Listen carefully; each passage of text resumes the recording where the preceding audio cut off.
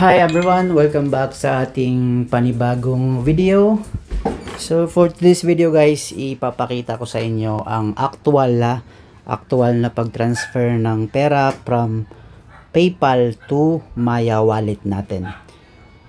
So make sure lang guys na ang inyong Maya card ay naka-link both sa inyong both PayPal and Maya account ninyo. So dapat naka-link siya parehas. Naka-link sa Maya ang inyong Maya card, and then naka-link din ang inyong Maya card sa PayPal account niyo. So kung makikita nyo dito, meron akong 108 na amount. So ngayon try natin mag-transfer sa PayPal. Open lang natin yung ating PayPal.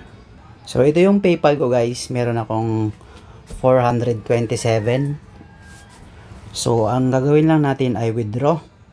And kung makikita nyo din dito, nabawas na sa ating PayPal balance. So punta tayo sa ating Maya. Open lang natin and refresh lang natin. Ayun guys, kung makikita nyo, nadagdag na yung 400 and from PayPal. So ganun lang kadali. Yan lang guys. Kung may mga question kayo, mag-comment lang kayo sa section box. Thank you for watching.